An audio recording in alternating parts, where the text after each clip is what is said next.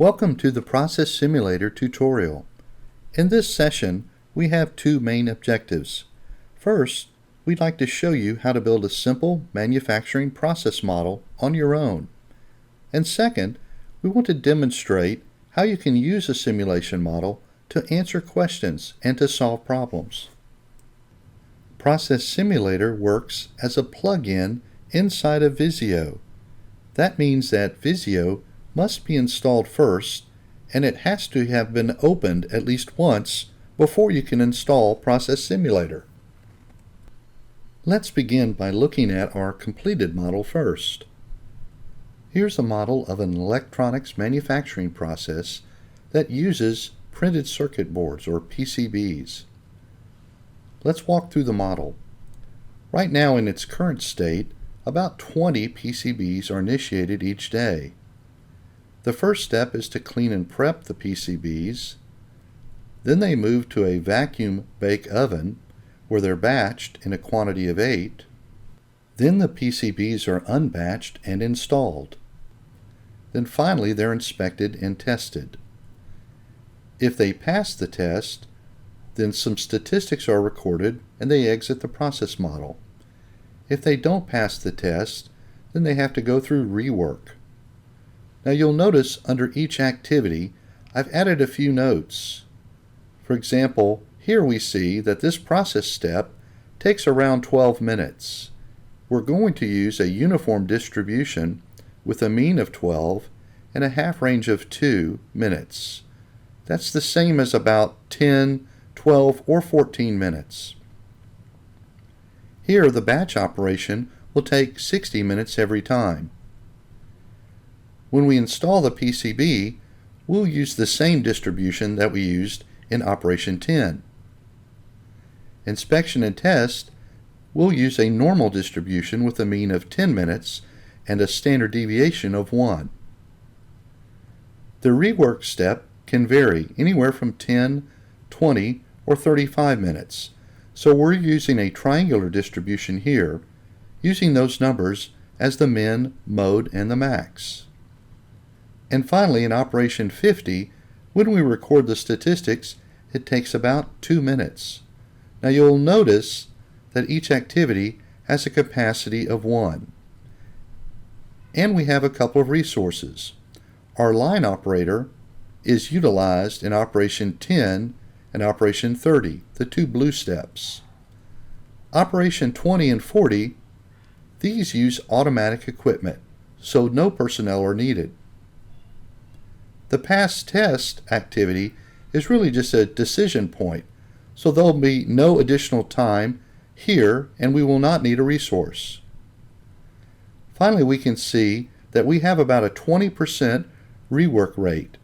80% of the time the products are good, 20% they have to go here. Now I'll hit the Simulate button and we'll watch the animation run and make a few comments. First, I'll zoom to fit the layout so that we can see it better. 20 PCBs arrived, and as they process through, the input buffer for Operation 20 gathers 7 and then 8 entities. When the 8th one shows up, then the batch enters the empty oven. Later they're unbatched and proceed through the other process steps. For the rework determination, the model will randomly decide 20% of the time which entities need to go over to Operation 45. The remaining 80% just proceeds straight on to Operation 50. As the model runs, we can see on screen a count of the exits, as well as the average cycle time for the entities that have already exited. We also notice that the resources change colors from time to time. As a resource is captured and utilized, it will turn green. When it's not being utilized, it will turn its normal color. If there's a downtime for the resource, it will even turn red. We also notice up in the right-hand corner the simulation clock. So far this model has run about 10 hours. Now it's set to run for a total of 48 hours. There's one 8-hour warm-up period, then another 40 hours. This will allow the model to fill up and warm up and then run a 40-hour typical week. You'll also notice that we're running the model 30 times. We run models more than once in order to allow the probability distribution expressions to randomly pick different values. This will give us a different look at the process each of the 30 times that we run it. As the model runs, I can adjust the animation speed by using the slider bar up above. I can even turn the animation off, and the model will run through all 30 of its replications very quickly. Would we like to view simulation results? We'll look at simulation results later. Right now, I'd like to demonstrate how to build this model. First, let's open Process Simulator using our desktop shortcut. You'll notice that Visio is actually opening, and Process Simulator is one of the menu ribbons inside of Visio. We'll close the Getting Started window and look at our layout screen. You'll also notice to the left, since we're using Process Simulator, Visio has opened the Process Simulator stencil, so we're ready to begin building our model. Now there are a number of ways to add shapes here. We can use the Auto Connect feature like this, hover over one of the little blue triangles, and just keep adding shapes. So I'll use Auto Connect and build most of our model.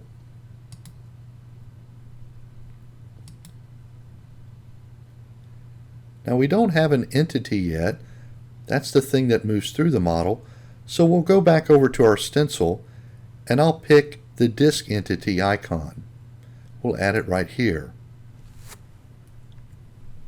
Since it did not automatically connect to the first activity, I need to go into Visio, into its home ribbon, and activate the connector tool.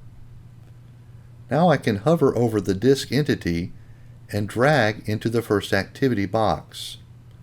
I'll also drag a connection from activity 6 to activity 7 and then let go of my mouse. Then I'll drag from the center of activity 7 a connector over to the right. This will make an exit routing. Now that I've made all my connections, I can make an adjustment or two if I need to. I'll select the pointer tool and I'll drag this connection over here so that we can plainly see it. I'll also just zoom in right now. So there's a couple of ways to do that. I can view fit to window, or I can hit zoom and select one of the magnifications, or I can just simply hold down the control key and use my wheel on my mouse to get the right image and the right size that I want. Now that we have our main process steps, we can change the activity names to match our process flow. In Visio, you can simply select an object and then begin typing.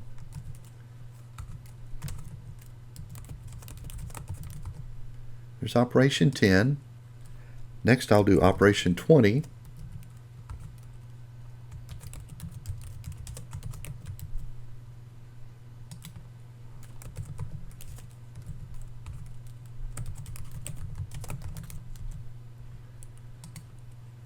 Activity 4 then will become operation 40.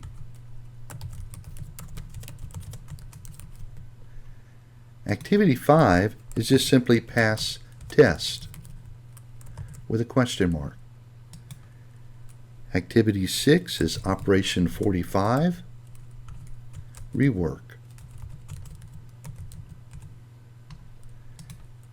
And finally, activity 7 becomes operation 50, record the unit statistics.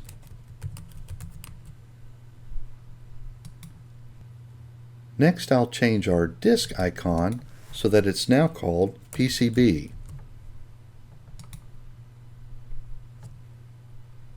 I'll also go over to the right and adjust the percentages coming out of past tests. Now there's a couple of ways to do this.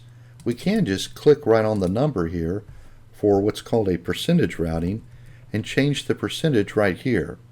Now watch as I change 1, it no longer adds up to 100%, so it looks like we have an error. But I can go right over here and adjust the 50 to an 80, then the red error goes away. Next I'll come back to my stencil and I'll select a couple of icons for my resources. For my line operator, I'll use this assembly tech icon. And for my inspector, I'll use this worker icon. And again, I can simply click on the icon and change the name.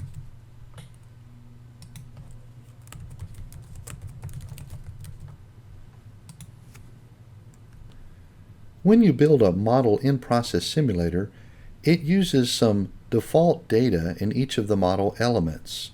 However, now it's time to change the default data, and we'll do that by looking at properties. First, we'll start with this arrow with the hollow arrowhead. This is called an arrival, and it has properties right now that will allow periodically a quantity of one PCB entity to arrive every 5 minutes.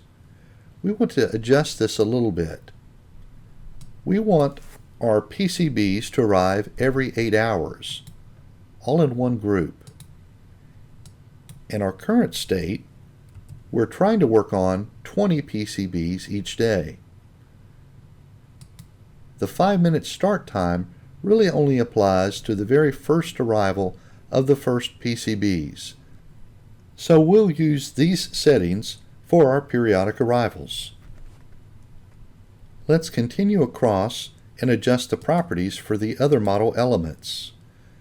For operation 10, you'll notice that by default there's a triangular expression of t, 3, 5, or 10 minutes. We want to change that to a uniform distribution, so I could just type in U parentheses 12, comma 2 parentheses. Another way to create an expression like this is to right-click in this field and open the distribution builder. This would also allow you to select a number of distribution expressions and enter their parameters right here. Then when you hit OK, it would paste the expression in the field. We'll leave our capacity of 1 and we'll leave our input buffer at 999. This allows some entities to come in and wait their turn until there's available capacity. Also in this step, we want to use the line operator for this amount of time, so we're going to select that here. You'll notice that there are a number of other features down below. You can adjust availability and set batching and other parameters for the activity if needed. Let's go to the routing from operation 10 to operation 20. Right now it has a default move time of 1 minute. We'll change that to 10 seconds and we'll use the line operator to carry that part from operation 10 to operation 20. In operation 20, we'll leave our capacity at 1 and we'll leave our buffers at 999. However, our time for this step is going to be an even 60 minutes because we're using the oven to bake a batch of PCBs. So down below, we want to use the batching feature. Before the activity begins, we want it to batch 8 PCBs, and it will use the input buffer to gather those batches until you hit the target number of 8, and then it will allow them to enter the oven, which has a capacity of 1 batch. Next, we'll go to the routing between operation 20 and 30. Again, we'll change this to 10-second move time, and we'll use the line operator again. In operation 30, we want to unbatch before we begin anything with the PCBs. Our time for operation 30 will be the same uniform distribution expression we used before. So this time, I'll use the distribution builder. I'll go down to uniform, and I'll select 12 and 2 for the half range, and hit OK. We'll leave the capacity at 1, and we'll leave the input buffer at 999. This operation also uses the line operator, so we'll select them here as well. Now the routing coming out of operation 30 and operation 40 does not require a person, however the time needs to be adjusted again. We'll change the move time to 10 seconds, but we will not use any resource. In operation 40, we'll leave the capacity at 1 and the input buffer at 999, but we'll change the distribution expression to a normal distribution with a mean of 10 and a standard deviation of 1. Operation 40 is an automated task, so it does not use any resource. Coming out of operation 40, the routing that goes to pass tests will take about 10 seconds for the move. And in this move, we'll use the inspector. Pass test, like most decision blocks, will not take up any more time, and it's set at an infinite capacity, and no resources are needed. This is really just simply a point to send entities the proper path. The 20% is already set. However, we don't want to move time here, so we'll zero that out. And the 80% is already set. We'll change that move time also to a 0. In operation 45, again the capacity is 1, but we want to change the time. It is a triangular distribution expression, but we'll change it to 10, 20, and 35 minutes. And in this operation, we'll use the inspector. The routing from operation 45 to operation 50, again we'll have a 10-second move time, and for this move, we'll use the inspector. At operation 50, again our capacity is 1, and our input buffer is 999, but our time will be an even 2 minutes. And again, we'll use the inspector for this step. Now the last routing, the exit routing, we'll set that at 0 time, because you really don't want to add any more time to an entity once processing is complete. Now let's look at our resources. The line operator, the properties show it has 1 unit. Now we could change this to 2, 3, 4, or any number and display them all graphically. But for our purposes right now, the current state of this process only uses 1 line operator, so I'll change this back to a 1. And as soon as I click out of that box, that other icon goes away.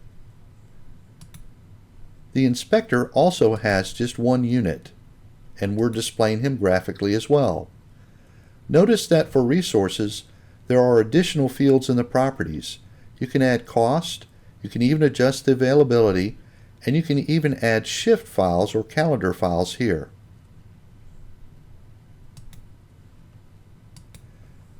Now we can add a few other embellishments to the model at this point if we want to, but it's really ready to run now. So let me just add some text and a couple of other things. We'll call this our electronics manufacturing process.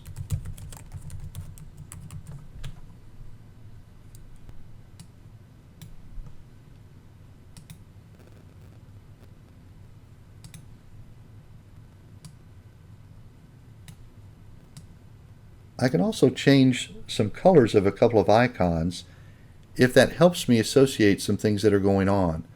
For example, here the line operator is blue and these couple of boxes here are blue, so that for the 2 that are automated, I'll just change their color to gray, something else. And I'll color code also the steps where we're using the inspector. I'll change his color here to orange, and likewise the two boxes where he's performing. I could add additional notes above or below each activity with process times and other information, but I'll leave that off for now. Let me save the model.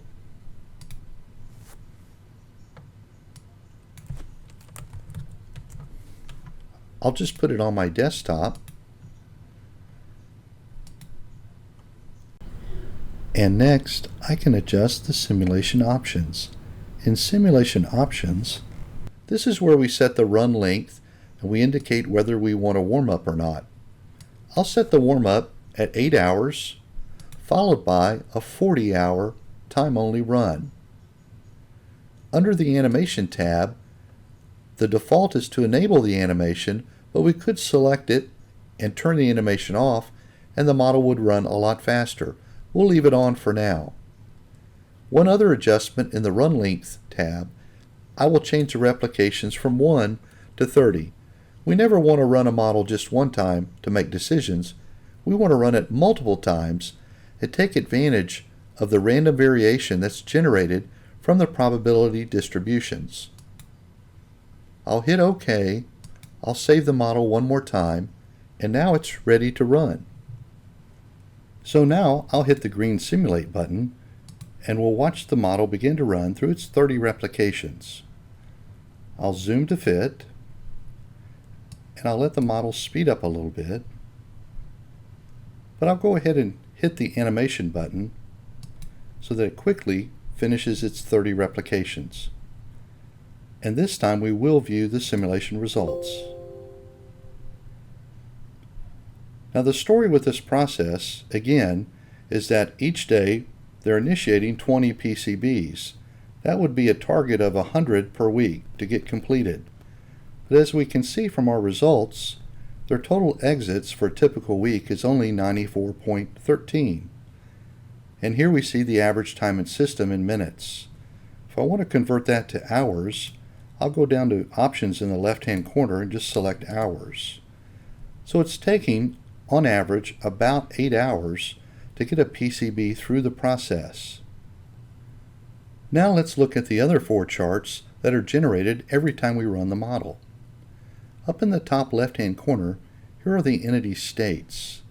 And if I right-click on this chart, I can add data labels. So what I see right now is that about 5% of the time a PCB is in movement. 20% of the time it's waiting. That could be waiting for a resource or waiting to be part of the batch. 21% of the time it's in actual operation. And then 53% of the time it's blocked. Blocked means that it's done where it is and it would like to move on, but there's no available capacity ahead. To the right, I can see the resource states. Again, I can right-click and just add data labels here. So now I see that the line operator is utilized about 97% of the time, and the inspector about 25%. If I look in the bottom left-hand corner, I see the single capacity activity states. Again, I'll right-click and add some data labels, and I'll also go down to the bottom left options, and I'll sort these by the percent in operation. And now the activity with the highest utilization is at the top of the chart. Operation 10, clean and prep. It's in use 49% of the time, and 22, almost 23% of the time, the entities there are waiting. If I look at the multiple capacity activity states chart, again, I can right-click and add some data labels. And for this one, I'll go down in the bottom left corner, options, and I'll sort it by percent partially occupied. And at the top of our chart, Operation 10, clean and prep input buffer, is listed. So the multiple capacity activity states for this model are all of the buffers as well as the pass test decision block, which has an infinite capacity. There are a number of options available in the output viewer. For example, while we're looking at this chart on the multiple capacity activity states, if I did not want to see all of those activities listed, I could just deselect them from the items list on the left. I can also, for any chart that looks like a table, I can adjust the columns. And we'll see in this case, there's a little bit more data over to the right. Average time in operation is right next to average time in system.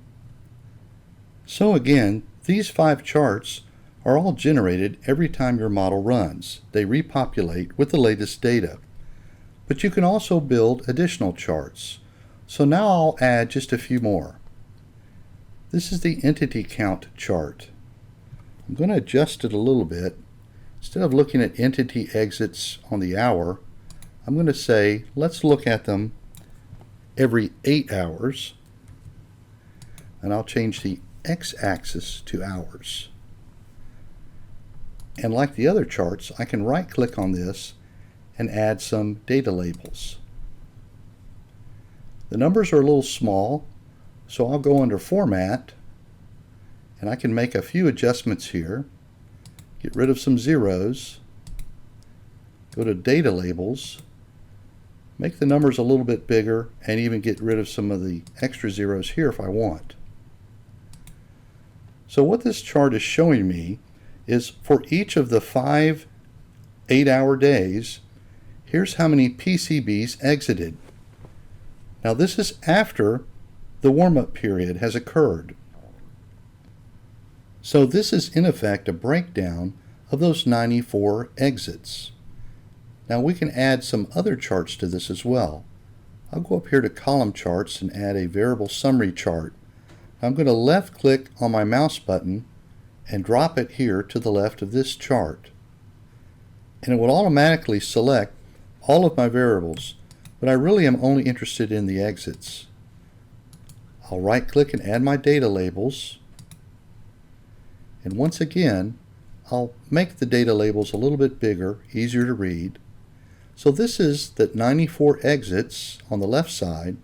Now on the right side, this is how many exits each 8-hour workday. I'll add just a couple of more charts. Under Charts, Tables, I'll go to Entity Summary. I'll left click and I'll drag it and place it below both of these other entity charts which we've made. So again, this is the table with some of the data for our PCB entities. 94 exits. There's currently 10.3 in the model when it stopped running. Here's my average time in system. Again, it's easy to convert that from minutes to hours.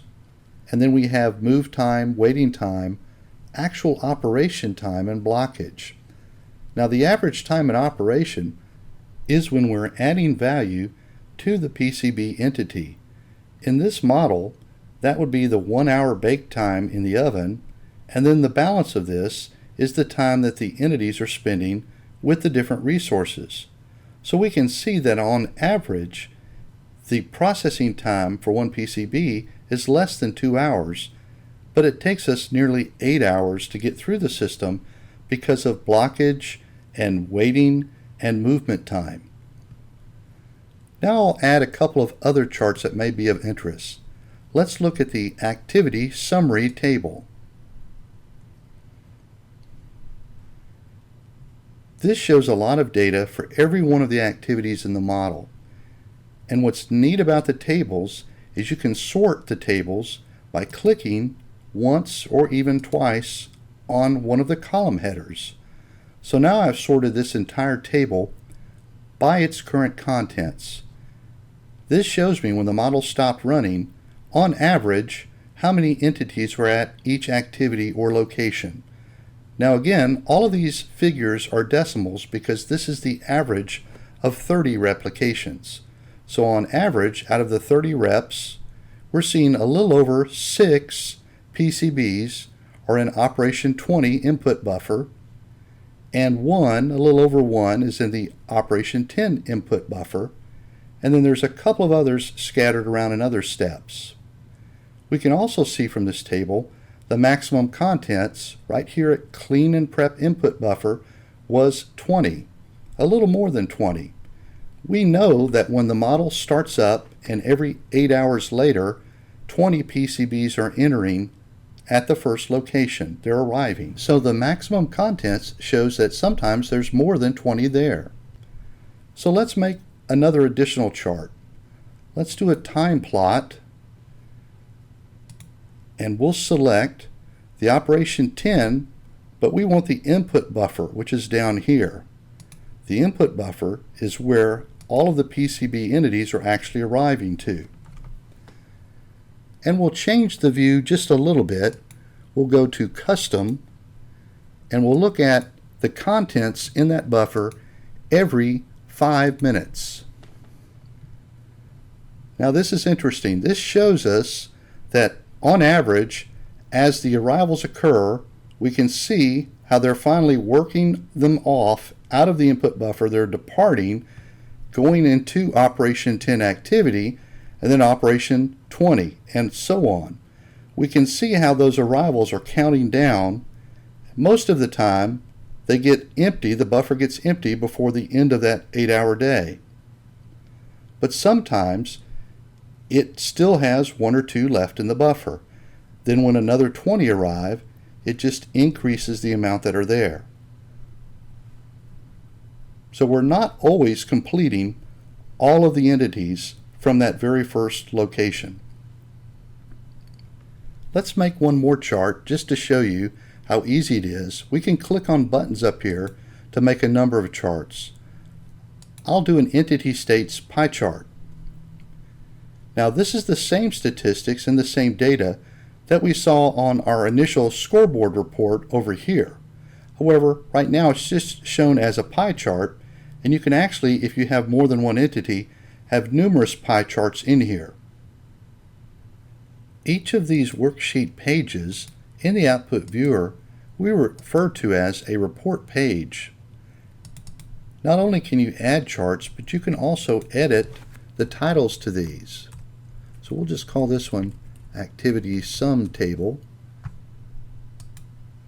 You can also move these around, or if you create one that you don't need, you can just simply delete it. What's nice about all of these charts that we've created and formatted, all of these tables, is once we close the output viewer, as long as we save it before we shut it down, then all of these charts and tables will repopulate with new data the next time we run the model. However, if we don't save them when we close this out, then they'll all go away, and the only thing we'll have are the 5 default charts that we mentioned earlier. If you want to export any of these charts or any of the data, you can simply go up to the Export menu, and for a picture of the chart, just go to Export, Picture, Chart. That's the same as Control-C. And then when you go into, say, PowerPoint, you can do a Control-V and this chart will appear. If you want to export the data itself, let's say for a certain time series data element, we could go into here and have many options to select. If I wanted the cycle time for all of the entities that were coming through the final operation 50 step, then I could simply name the file, set the path, and export it to Excel. Then immediately I have the Excel file available, ready to open, and I can study all of that time data for each of the 30 replications. Now let's go back to the model. Up to this point, we've built a model of our current state, and it appears to be fairly valid since the data from the output viewer from the model appears to match very closely to what we're actually seeing in the real world. So what can we do with this model? Every time you build a model, you have to know up front what questions are we trying to answer, or what problem are we trying to solve. In this case, we're currently trying to manufacture 20 PCBs a day, and we're falling short of 100 per week. We're only making about, on average, 94. Management would like this process to manufacture 175 per week. So that's our target. That's why we built the model. Management wants to know, what will it take to make 175 PCBs from this process? So how do we begin? We can use the Scenario Manager tool to temporarily change some of the elements within the model. We know that 20 per day is 100, therefore if we're trying to make 175 per day, that would actually equal 35 coming into the model. So we can look under our periodic arrivals and change our quantity, add that parameter to our Scenario Manager tool. This is the current amount. We're trying to make 20 per day. We could simply add a scenario that says 35 a day, run it, and then see how the model responds. But first we'll have to change this 20 to a 35. We've already run the baseline. I don't need to run it again. So I'll just run this scenario. So let's be clear what's going to happen. The 20 per day that we had initially in our baseline model is actually still there, hard-coded into the arrival routing. But the Scenario Manager will allow us to temporarily change that number to a different value. So when I run just this scenario, it will feed the model 35 PCBs every 8 hours. And let's see how the model responds to that, and then we'll compare it to the baseline. Once again, we're going to run 30 replications.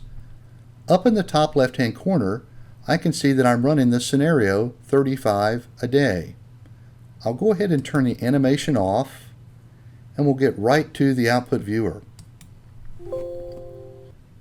Now let's compare the baseline data to our scenario for 35 a day. It looks like we're only making a couple more per week. Let's look at the entity count report. So before we were averaging around 94 per week, and now we're only averaging 97 to 98 per week. We can see here the output for each 8-hour day. So there's not a whole lot of difference. So what's going on? Let's look at our time plot once again for the Operation 10 Clean and Prep Input Buffer. This is the arrival location for our PCBs. Before we noticed that the input buffer was emptying out most days or almost emptying it out. If we add the 35 a day scenario, watch what happens. The green line now at the bottom is our baseline data. The 35-day scenario data is the blue line. And notice that in this scenario, the buffer never empties out. It grows and grows. In fact, it ends up over here to the right when the model stops at about 85. If we look at our activity summary table and change so that we're looking at the 35 a day scenario data,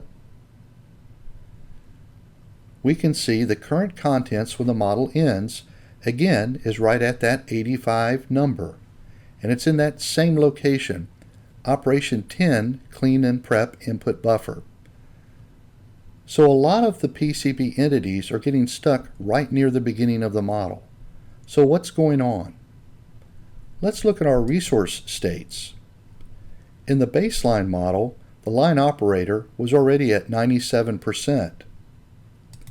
If we look at the 35-day scenario, now the line operator is at 100%. So what's happening exactly? We simply increased a flood of PCB entities from 20 to 35 into our model, but the line operator that works on them at the very beginning of the process was already at almost max utilization.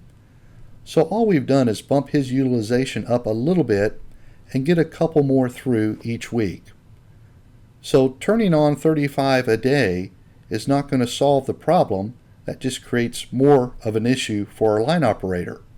So let's go back to the model and come up with another scenario. Since the line operator utilization is so high, it appears that we're going to have to add more resources to this model if we want to get more PCBs through. So I'm going to go back to the Scenario Manager, Add Parameters. This time I'm going to go to Resource Units, Line Operator. Our baseline, we have one line operator. We want to add another scenario, 2 line ops, we'll call it, and we'll stay at the 35 a day for the arrivals, but we'll change one line operator to 2. Now let's run just this scenario. Again, this scenario will continue to have 35 PCBs arrive each 8-hour day, but there will be 2 line operators. Even though we don't see them here, there are 2 line operators since we're overriding the baseline value using the Scenario Manager tool. We can see here that we're running the 2 line operator scenario. So I'll turn the animation off and we'll go back to the output viewer.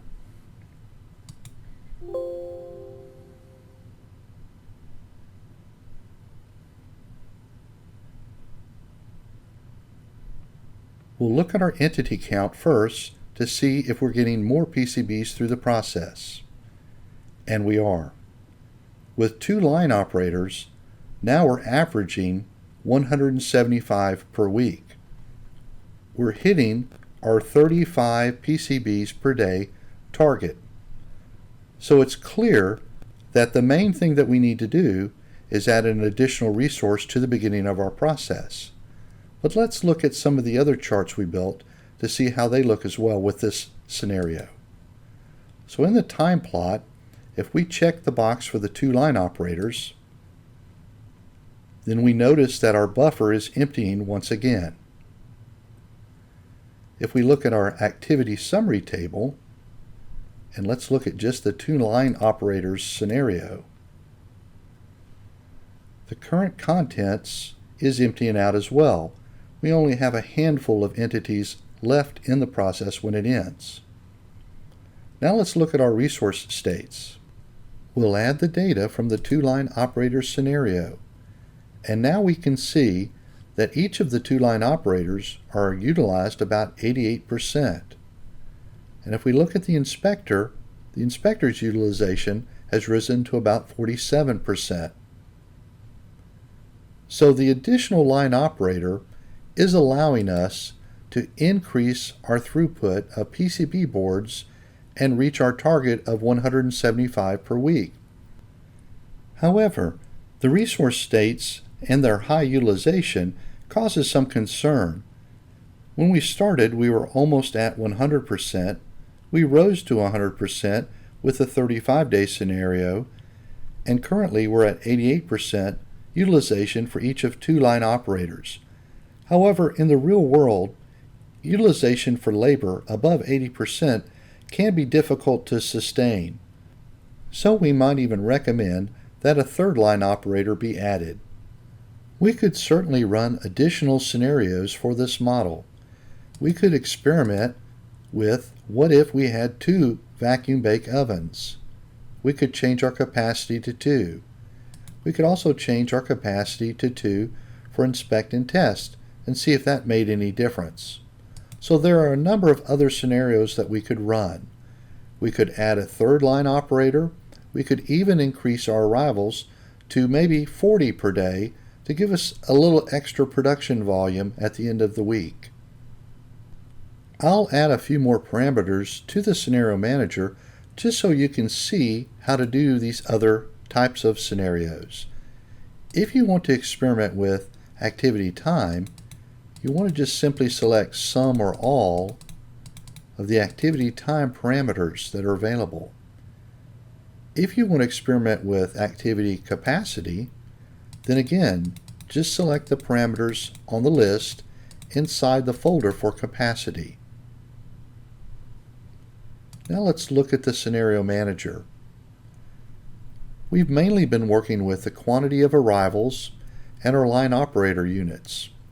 But here are the parameters that I just added for all of those time elements for each process step. Again, these are the baseline default numbers. However, if we want to run additional scenarios, it will copy those baseline values over and allow us to edit them. If we want to change our capacity, in other words, if we want to simulate what would happen if we had 2 vacuum bake ovens, we could do it right here just by changing the 1 to a 2, or the inspection stations from a 1 to a 2.